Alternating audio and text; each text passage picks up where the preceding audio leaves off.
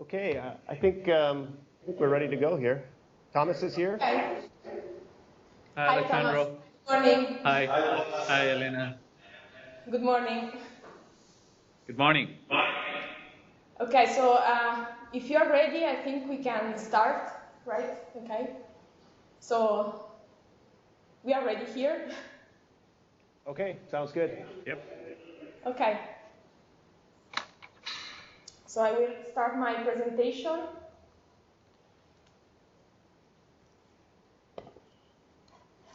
Okay.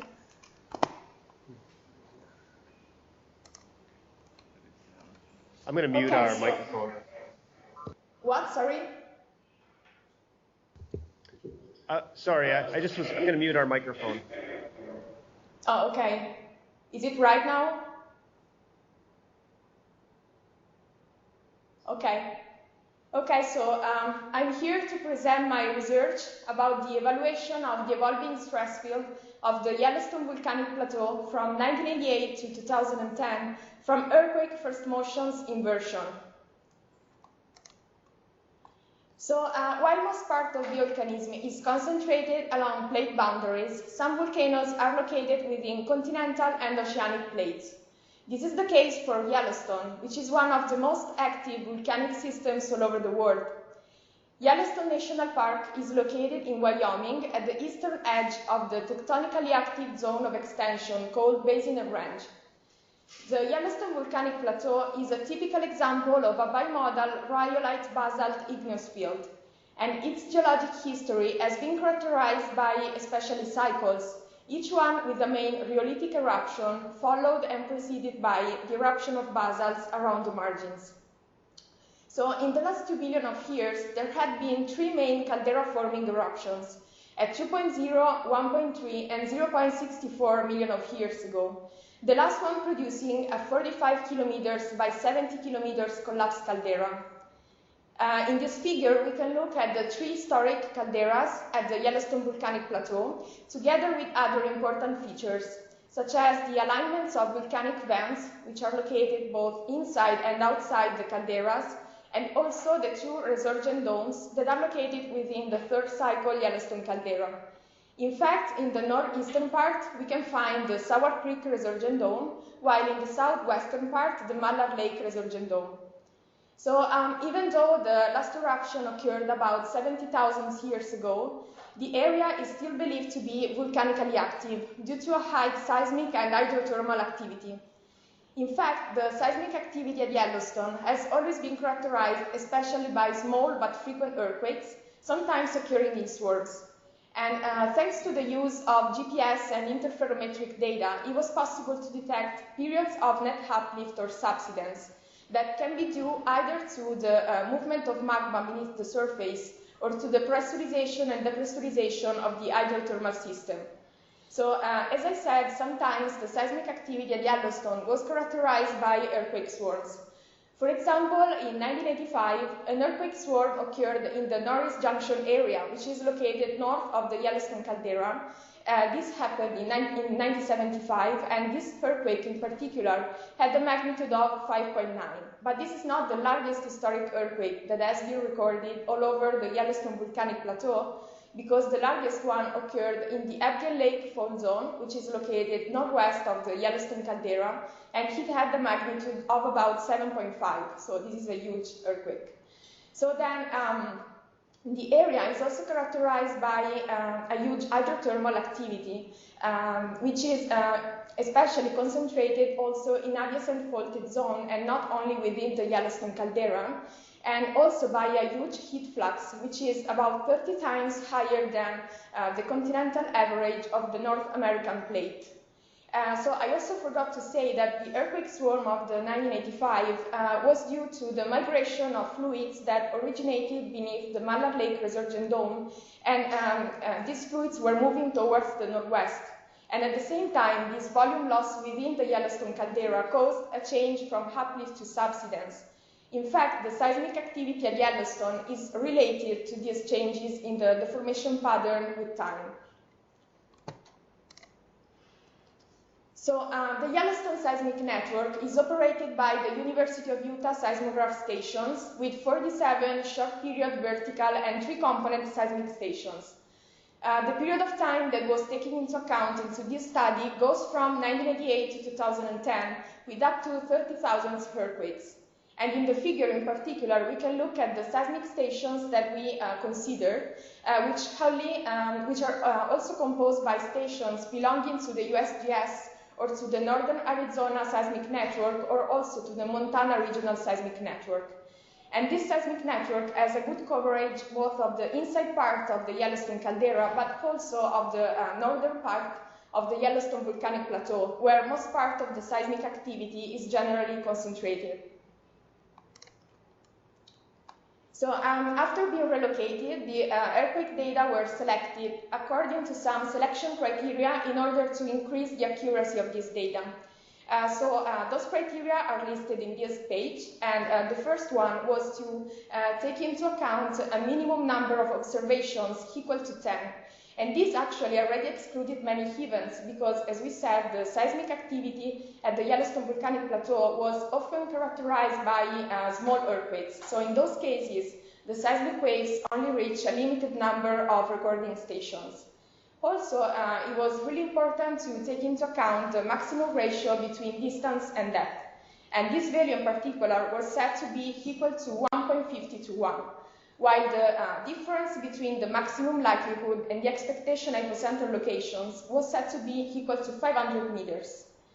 Moreover, the azimuthal gap, which is the distance between azimuthally adjacent stations, had to be lower than 180 degrees, while the average error, which is the length of the 3 axes of the 68% confidence ellipsoid, had to be lower than 2,000 meters.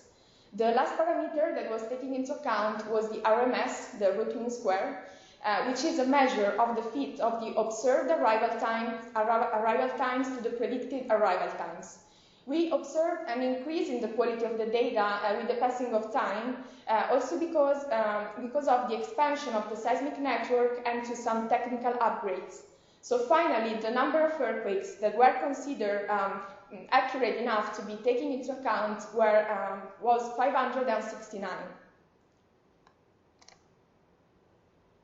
And in particular, in this figure, we can look at these earthquake data that were finally used in our study to compute the steps of our analysis. So as we can see from the figure, the earthquake data are represented as red dots, and the seismic activity seems to be concentrated especially in an east-west trending zone that starts from the Abigail Lake fault zone and goes eastward. But actually, we did observe also a seismic activity occurring within the Yellowstone caldera, in particular the third cycle Yellowstone caldera. So in this figure, other than the earthquake data, we can observe again some of other features of the Yellowstone volcanic plateau, such as again the volcanic vents, the main lakes, the 2 resurgent domes, and also the already mapped quaternary faults, both in the south and in the north of the Yellowstone caldera. So the first step of our analysis was to use the program MOXIE in order to calculate separately focal mechanism solutions and stress tensors by using P-wave polarity data and takeoff angles as inputs. Because in this way, since we are not using the focal mechanism solutions as inputs, if there are any errors in the slip direction, they are not introduced into the calculus of the stress tensors. So finally, the number of focal mechanism solutions that were calculated was 369, and they actually represent especially normal and strike slip faults. This is actually not surprising because, as we said, Yellowstone is located close to an area of tectonic extension, which is the Basin Range province. Okay, so the next step was to divide this data into different areas with a nearly homogeneous stress. By using a trial and error approach, it was possible to define 10 different areas, especially by taking into account the difference in the fit score between the stress-constrained and unconstrained focal mechanism. This value had to be lower than 2.32, or at least as close as possible to this number, because otherwise the stress would have been considered heterogeneous. Unfortunately, some areas, such as areas 1, 4, and 5, which are located south and within the Yellowstone caldera, the number of earthquakes is too limited. So in those cases, the stress inversion results cannot be considered reliable enough to be taken into account into our analysis.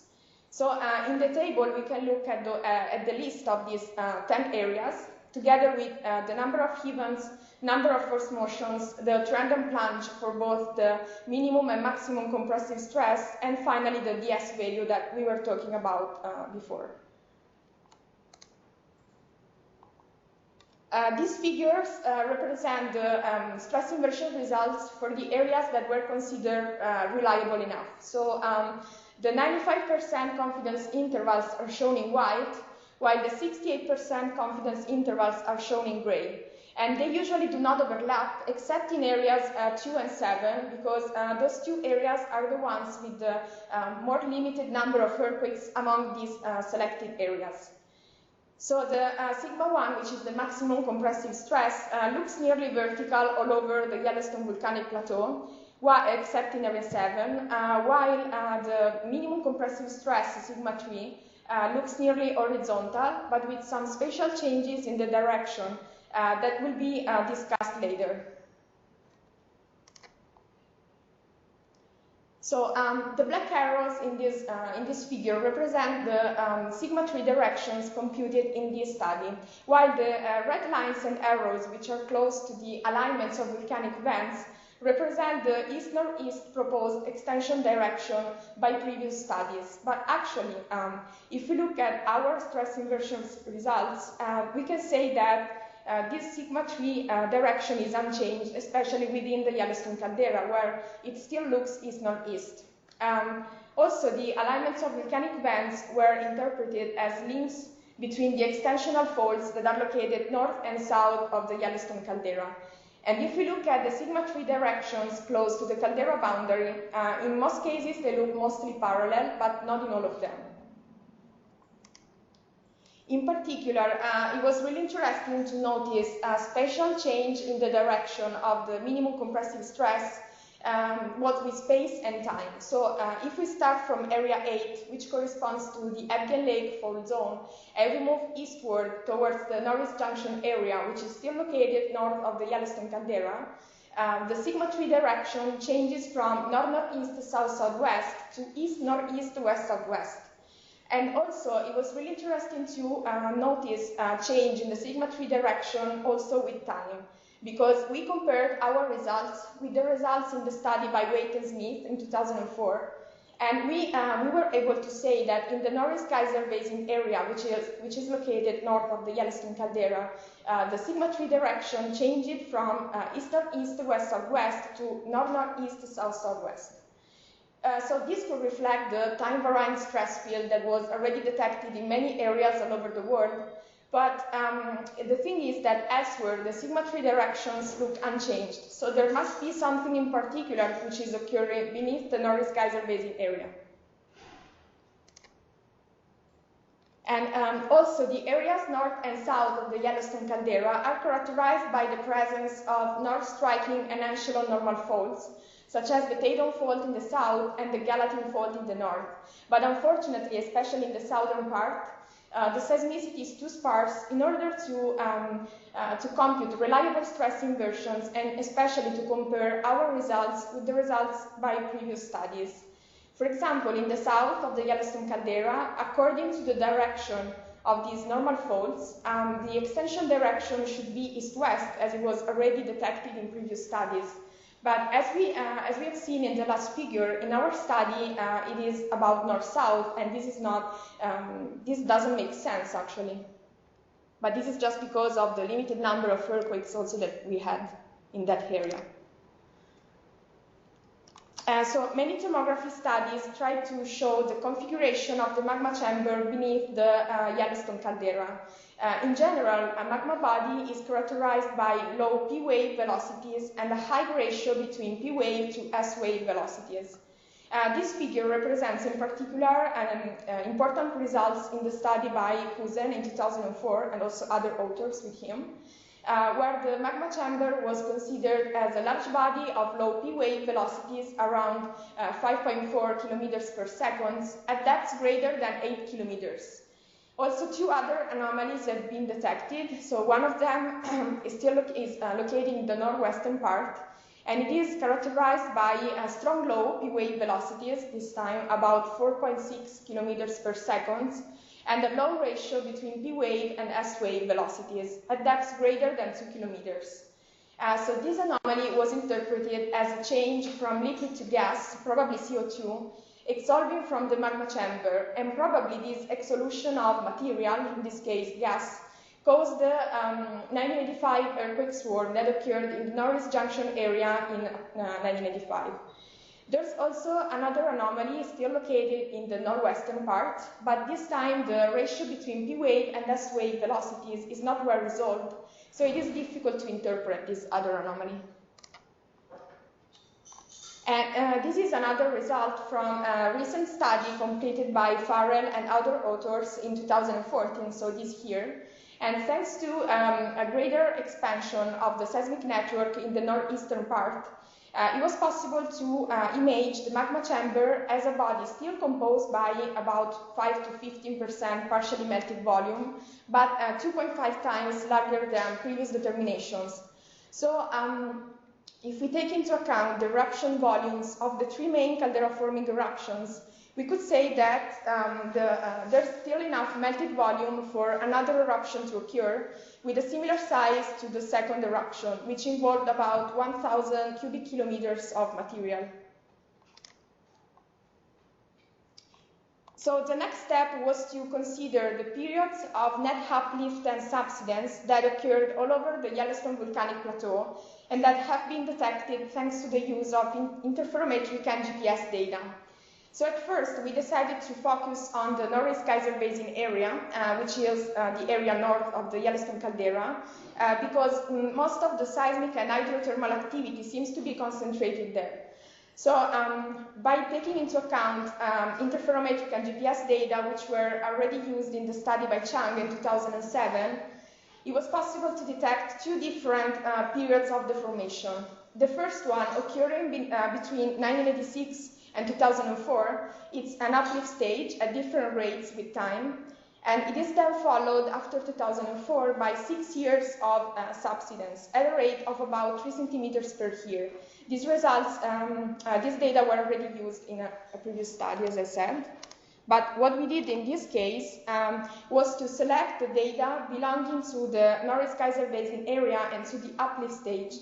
And since this uplift stage occurred over 16 years, we decided to divide this period of time into 2 years intervals in order to detect any possible gradual change in the deformation pattern or in the faulting style with time. So, for example, in the first temporal window that we can see here from 1996 to 1998, the deformation occurs along nearly north-south normal faults, both inside and outside the Yellowstone caldera, while with the passing of time, this deformation, especially within the Yellowstone caldera, begins also to be concentrated on east-west normal faults, or nearly east-west normal faults. While in the outside part, the deformation occurs mainly along these north-south normal faults and strike-slip faults in general. So these kind of structures, the ones that are located within the Yellowstone caldera, are called chocolate table structures, and they are composed by a double set of orthogonal dilational fractures due to a continuous change between sigma 2 and sigma 3 with time. So this figure in particular is a representation of this deformation occurring along chocolate table structures on the surface in response to the magma movement, which is also causing the uplift that is occurring in the Norris Geyser Basin area up to 2004. So the next step was to select this time the data belonging to the Norris Geyser Basin area but to the subsidence stage, which occurred between 2004 and 2010. And we did the same thing because we decided to divide these 6 years periods of subsidence into 2 years intervals. And we actually were able to detect the same process because at first the deformation is concentrated along north-south normal faults inside and outside the Yellowstone caldera, but then it starts to interest also nearly east-west normal faults on those chocolate table structures that were defined in the previous slide. So the next step was to consider not only the changes in the deformation pattern and the faulting style with time, but also with depth. So to do this, we decided to take into account an expanding seal that was proposed in the study by Weeks in 2006. And this seal was introduced to explain the uplift stage that occurred in the Norris Geyser Basin area up to 2004. So this seal is trending north to northwest, and it is located at depths between 12 and 19 kilometers.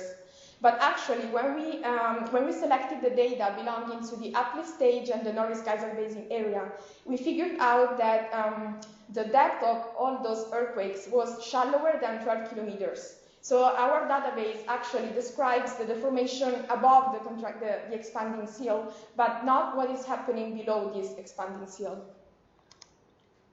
So, but the next step was to consider this time a deflating seal still located beneath the Norris Geyser Basin area at depths between 5 and 8 kilometers and deep in 12 degrees southeast, which was proposed in the study by Chang in 2007. This seal was introduced to explain the subsidence stage that occurred in the Norris Geyser Basin area after 2004. And in this case, we were able to divide our data into this time depth intervals. So we selected the data belonging to the subsidence stage and the Norris area, and we divided it into 3 depth windows. So the first depth window, which is composed by events shallower than 5 kilometers, represents the deformation above the seal. And this deformation is concentrated on chocolate table structures again, both inside and outside the Yellowstone caldera. What it is interesting to notice is how the deformation occurs in the other 2 depth intervals, because, for example, by looking at the third one, which is composed by events deeper than 8 kilometers, and it represents the deformation below the seal, this deformation occurs along strike-slip faults. So this could indicate the movement of magma towards the Yellowstone caldera. And this result is also confirmed by the upper part of the second depth window, where the seal is located at a depth of about 5 kilometers, so those earthquakes are located below it. So this figure is a representation of how the deformation occurs above the contracting seal. So with movement along chocolate table structures both inside and outside the Yellowstone caldera, together with strike-slip faults. And there's also a normal fault which separates the Norris Geyser Basin area to the rest of the Yellowstone caldera, which is represented in black. So after considering the different periods of deformation within the Norris Geyser Basin area, we decided to consider this time the same type of periods, so periods of uplift or subsidence that have been detected by using interferometric and GPS data, but referring to the 0.64 million of years ago Yellowstone caldera. So in particular, by taking into account the period of time which is covered by our database, we were able to distinguish 4 different deformation periods. So the first one, occurring between 1988 and 1995, is a subsidence stage, which was then followed by a 5 years period of uplift. Then between 2000 and 2004, we found subsidence again, which is then substituted by an accelerated uplift that took place all over the Yellowstone caldera between 2004 and 2007. And so these data were already used also in the study by Puskas in 2007. So actually, the first 2 temporal windows are not really relevant because, as you can see, they are composed by only a limited number of earthquakes. So the interpretation cannot be really significant. But the situation is different if we take into account the last 2 temporal windows. So The first one from 2000 to 2004, which was a subsidence stage, and then the accelerated uplift stage after that. So in this first temporal window, the deformation occurs along chocolate table structures located in an area that ideally goes from the southeastern rim to the northwestern rim. But the situation somehow changes after 2004 because the deformation still occurs along chocolate table structures, but those structures are located especially in the northwestern part and within the Yellowstone Lake. So the next step was also in this case to take into account the differences in the faulting style and in the deformation pattern with depth. So we took into account another seal, an inflating seal, which was proposed again in the study by Chang in 2007. And it was introduced in order to explain the accelerated uplift that took place after 2004. This seal this time is located at depths between 7 and 12 kilometers. It is still dipping southeast as the deflating seal beneath the Norwest Geyser Basin area, and those two seals are kind of intersecting each other. So we selected the data, again, belonging to the Yellowstone caldera area and to the accelerated uplift stage, and we divided it into depth intervals again.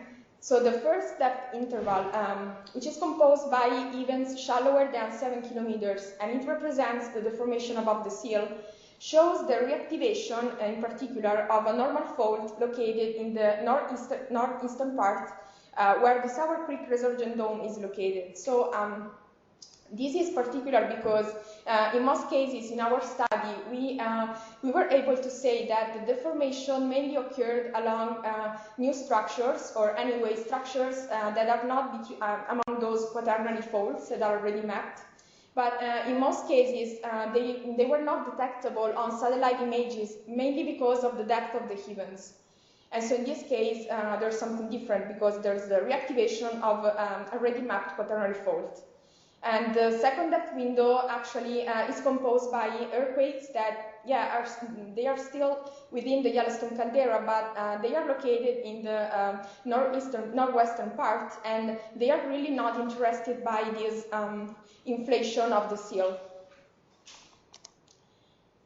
So finally, this study made possible to detect both spatial and temporal changes in the extension direction, the sigma 3 directions.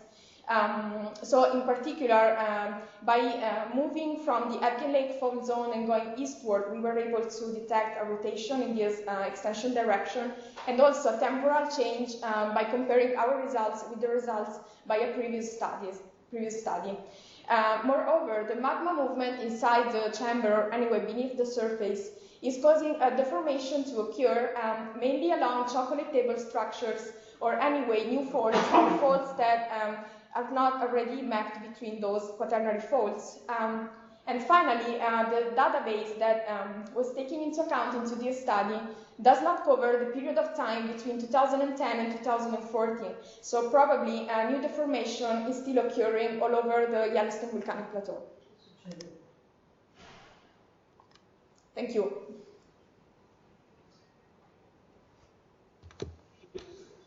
Nice job.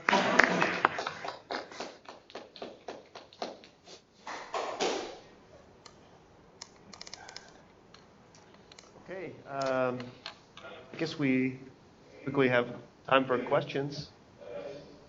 Questions? Okay.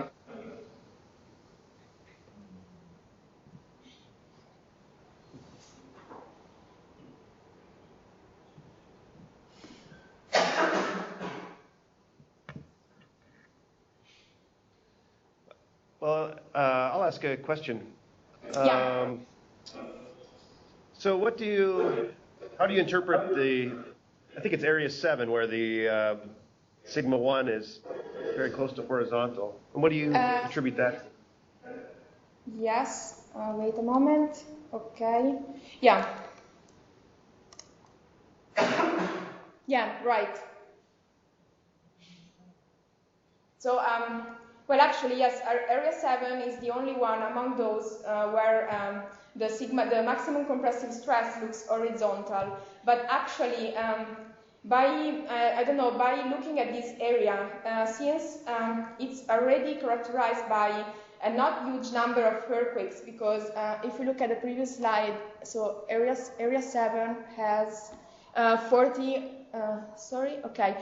earthquakes. So comparing this area with other areas, it is not a huge number. So it could also be that this different result in the sigma 1 direction is only can be only attributed to the area not to be reliable enough, because otherwise, I don't know, because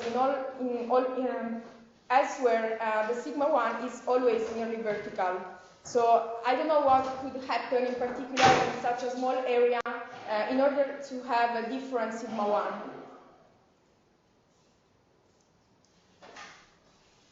Okay. One thing I noticed that I should have noticed before, I think, is that it looks like in your PNT plots here, they're rotated 90 degrees or something. I think it's just a problem with the GMT script, but they're not consistent with the stress inversion plots, which I think those are correct. But do you see what I mean? It looks like, for example, you look at area 7 and the red E axis. They should actually be rotated counterclockwise 90 degrees. Okay. So there's something wrong with that script. We can look at that and replot them. Okay.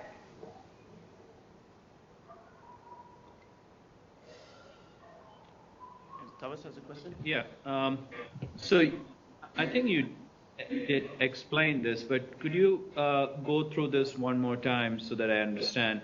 What was the basis for that best data selection that you used? Was it just arbitrary, those? Yeah, so just wait a moment that I can show you again the slide. Okay. Okay, so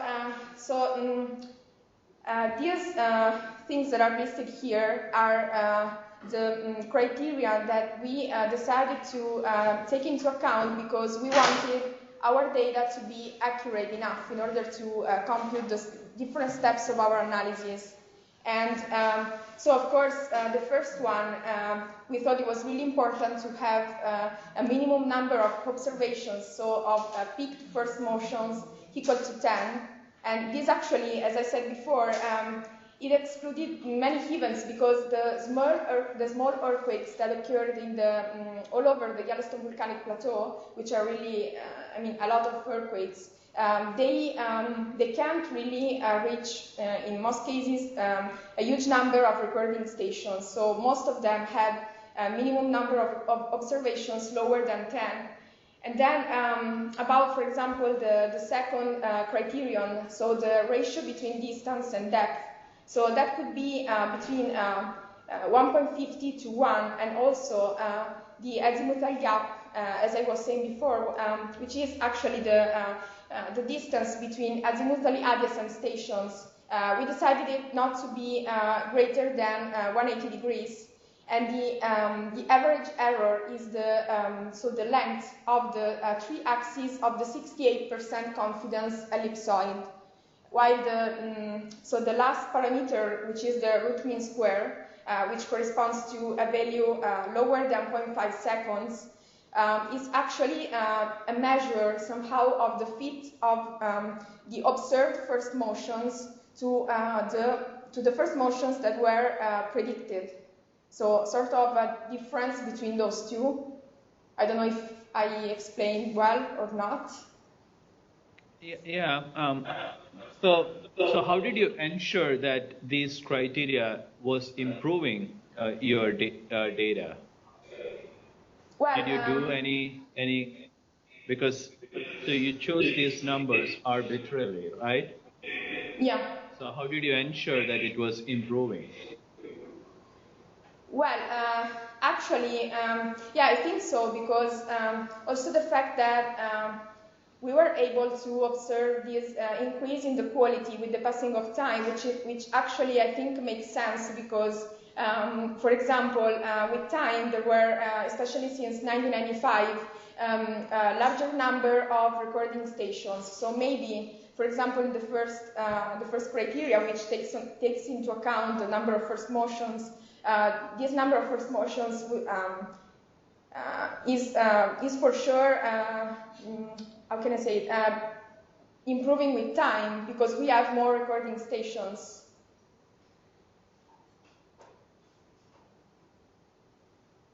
Okay.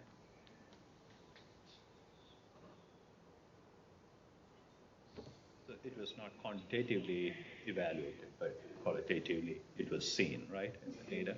Yeah, a lot of these numbers are based on what other people have seen. In particular, there was a study in the using the network and comparing quality of the locations, and so the criteria were established based on that study. Previous studies. Yeah, right. I actually went through that session and I didn't see any citation on the previous studies. Okay, we should fix that.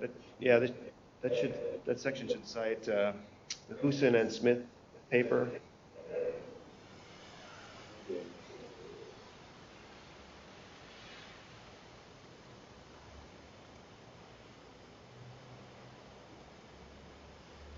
So, Alessandro, Yeah. you want to ask any questions on your side, or are you? Yes, maybe. You don't have a question now? I have one curiosity, well, a couple of questions. Let's start with curiosity. Are there enough data on the heat flow in the Yellowstone caldera in order to assess if there is a relationship between the distribution of the heat flow and the distribution of earthquakes? Or you have all the data published just general all over the caldera? Well, actually, I think they are all over the caldera. Or anyway, we did not consider also maybe this relation because we just, just on a second step, we decided to divide the earthquakes, but it was to see how the minimum and maximum compressive stress were organized all over the Yellowstone volcanic plateau, but we did not. We did not consider a possible relation between the high heat flux, which is a characteristic of. But their data, are they detailed or they're just? Can you separate areas, different areas within Yellowstone that have different value of the heat? Well, in the database that was provided to us, which was from the University of Utah, no, we did not have for each earthquake a number describing something about the heat flow. Well, not for each earthquake, at least for each area. No, it's not available. No. And then I have one question. Near the Hanging Lake Fall, the direction of the sigma 3 is northeast, southwest, or something like that. Okay, yeah. Yeah. And the Hanging Lake Fall is northwest, southeast. It's northwest, southeast. And I've been there. I remember that fall, the climatic is deep sleep number 4. So this orientation of the sigma 3 clearly is different from the stress tensor that should have induced the last movement of this fall. So do you think that this type of stress tensor solution there is the tonics or can be also influenced by magma? Because it's not perpendicular to the strike of the fault, it's clearly variably. Yeah, that's right. But the fault has a deep sleep, there's no straight component. Okay. If you got the feeling. Okay. Well, I was thinking about it because, about the relation between the sigma 3 direction and the fault that you were talking about. And so actually, I think that in this case, the sigma 3 direction is something also due to volcanic movement, for example, of magmatic fluids or something beneath the area, rather than only a tectonic reason to have this kind of sigma 3 direction. Yeah, because if you think at the direction of the fault, it should be a bit different. Yes, but they are different. But another question is regarding to the chocolate structure that you mentioned a lot of time. Because really you have essentially movements on northwest striking and northeast striking fault planes. Yeah. And this is something unusual in a surgeon caldera. This clearly is a surgeon caldera. Because usually in a surgeon caldera, the classical surgeon model is something related with radial folds, not such a structure. Do you have an explanation about the difference in this case respect to other surgeon calderas? I mean, if you have an idea why here there is chocolate structure instead of radial fractures to folds. I don't know. I actually don't exactly know, but I could say that also in this case it could be something, because I mean the Yellowstone caldera is a really active one, so it could be maybe that also that in this case also the fact that that we have those chocolate table structures in most cases is caused. Well, those structures in general are caused by the change from sigma 2 to sigma 3 with time. And so maybe these changes are also related to the different movements of magma beneath the caldera. And since we have many periods of uplift or subsidence, I mean, it's really active with time. It could be that, so this continuous change in the deformation pattern could cause the formation of these final structures rather than radial. I don't know what else. Well, it's something that we have to think about. Yeah. Do something strange with other research here. Anyway, your data suggests that clearly this is the typical structural pattern of the formations. So something interesting. Yeah, something different. Yeah.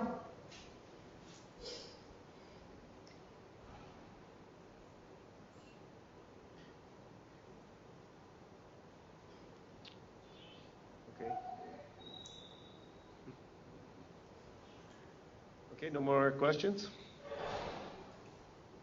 No. Alessandro, can we talk briefly with just Thomas and you and I? Yeah, okay. Dovresti uscire, sì.